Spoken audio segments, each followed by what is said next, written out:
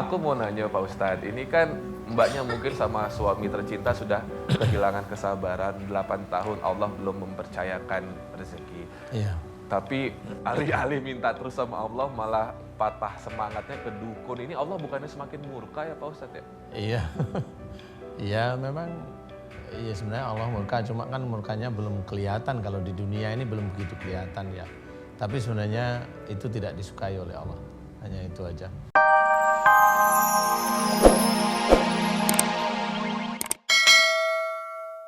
Bagaimana seorang Ustadz Danu mengungkap rahasia batin yang ada di dalam diri setiap manusia. Di program ini kami akan mencoba memberikan bantuan bagi mereka yang hadir sebagai narasumber kami yang mengalami permasalahan baik yang medis maupun yang non-medis. Sama halnya dengan narasumber pertama kita pada malam hari ini adalah seseorang yang konon katanya kerasukan sosok yang melegenda di tengah masyarakat dan kerap menari tanpa sadar.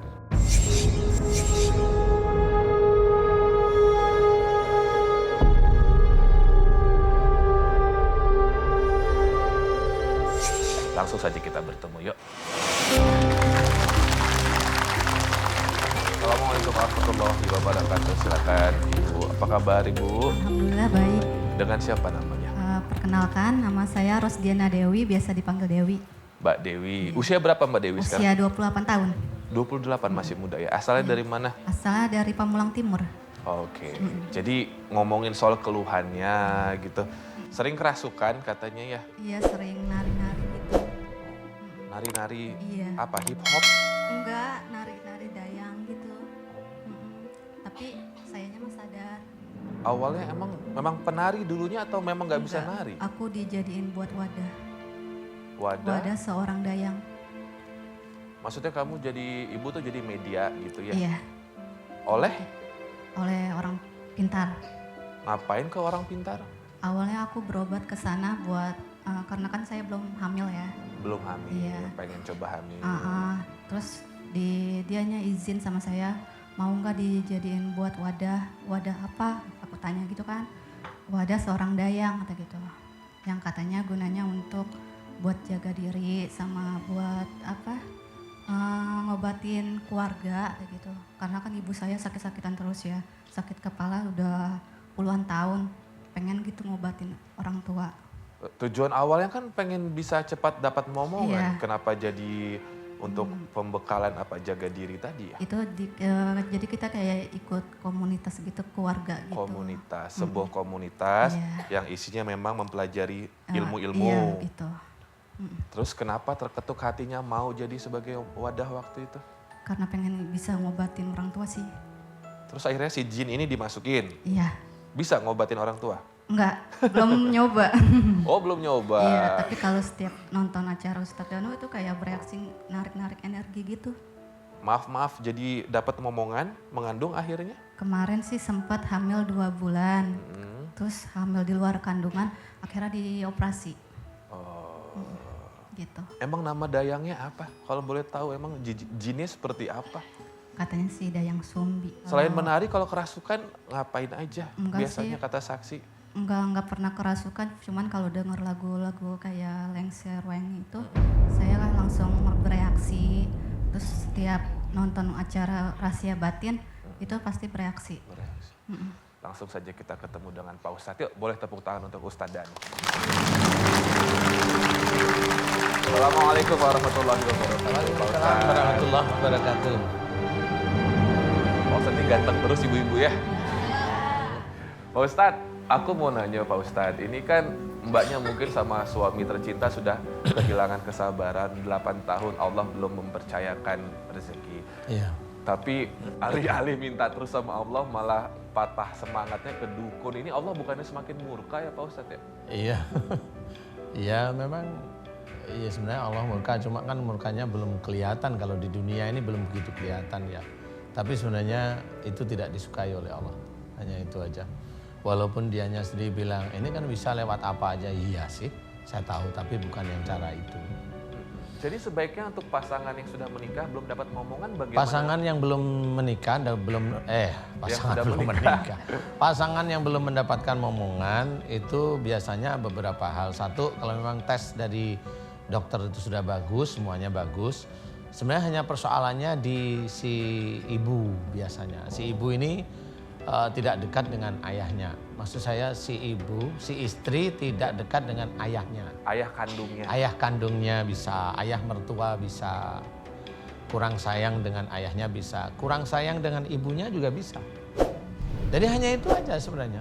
Jadi kalau memang dites dokter bagus, insya Allah kalau saya, insya Allah gampang kok kalau sudah tes dokter bagus.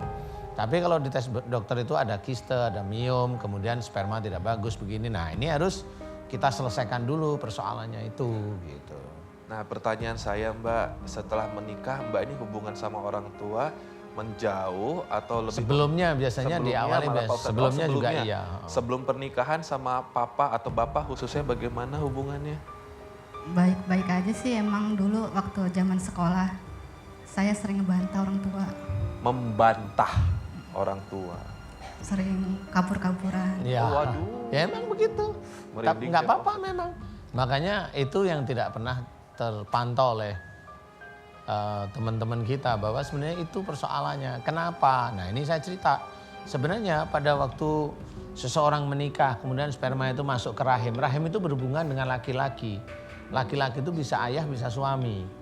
Kemudian nanti dari itu sperma diarahkan oleh Allah Ta'ala. Saya bilang di sperma diarahkan oleh Allah kepada sel telur. Nah sel telur itu berhubungan dengan ibu atau wanita, ibu biasanya. Nah kalau memang ini tadi saya cerita nggak dekat dengan ayah atau ibunya, itu wajar. Kalau dia nggak dekat dengan ayahnya, ini nanti rahimnya Mbak itu menolak sperma. Itu ditolak, jadi nggak sempat sampai ke mana itu istilahnya ke sel telur. Makanya ada kehamilan di luar kandungan, benar. Jadi bisa aja suatu ketika dikasih kesempatan oleh Allah Ta'ala itu untuk lari akhirnya sperma ke sel telur, jadi mau menuju rahim, tetap ditolak oleh Allah Ta'ala. Karena masih ada dosa dengan orang tuanya yaitu ayahnya. Makanya dia ditaruh oleh Allah Ta'ala, kehamilan itu ada di saluran sel telurnya, betul ya? Ya. Ya, nah, jadi itu pandainya Allah seperti itu. Pandainya Allah saya bilang gitu. Jadi ini nggak akan terdeteksi oleh manusia. Jadi kemarin malah jadi ketemu dukun terus dimasukin jin Pak Ustadz. Katanya malah dayang sumbi Pak Ustadz. Nah ini kalau berbicara soal menari, bintang tamu kita yang satu ini adalah salah satu jebolan dari ajang pencarian bakat musik dangdut yang ada di MNC TV. Saya ingin bertanya sama beliau juga, pernah nggak ya menari tanpa sadar sama halnya dengan narasumber kita? Langsung aja ini dia, Dinda Permata. Tepuk tangan boleh Ibu. Waalaikumsalam. Ya, Dinda silakan duduk. Silakan sini. Selamat datang. Ya. Apa kabarnya Din? Alhamdulillah. Dinda duduk ya Bang Robi. Iya duduk aja. Dinda ini kalau ngomongin soal panggung hiburan khususnya dangdut gitu ya. Saya mau nanya, katanya saya nggak tahu penari atau penyanyi itu ada beberapa yang sengaja memasangkan susuk di bagian tubuh yang katanya ya entah bagian pinggul atau apa biar goyangannya semakin ini itu tuh memang ada. Banyak Bang Robi, teman-teman Dinda juga banyak yang kayak gitu. Cuman emang alhamdulillah Dinda nggak percaya yang gitu-gitu. Cuman Dinda pernah ngalamin sesuatu yang nggak enak sendiri karena memang kalau di dunia itu entertain juga pasti banyak persaingan kan Bang Robi. Dinda pernah pernah nyanyi di luar kota. Terus minum jus alpukat, terus nggak tahu kan kalau jus alpukat nggak kelihatan kan Pak Ustadz ya. Jadi pas udah mau habis ada gulungan rambut Bang Robi. Aduh. Nah itu pas nanya ke Kiai katanya tuh emang kayak kiriman kayak gitu. Itu Dinda sampai sebulan nggak bisa nyanyi. Aduh, astaga. Kayak gitu. Menurut yang menjadikan kamu sebagai mediasi itu ya, selain sosok jin dayang tersebut, apalagi yang dimasukin ke tubuh Mbak? Nggak ada sih, cuma mandi kembang gitu doang. Mandi kembang, mandi sendiri kan? Iya mandi sendiri. Terus? Terus ada air yang didoain sama air kembang, dipakein jeruk nipis gitu.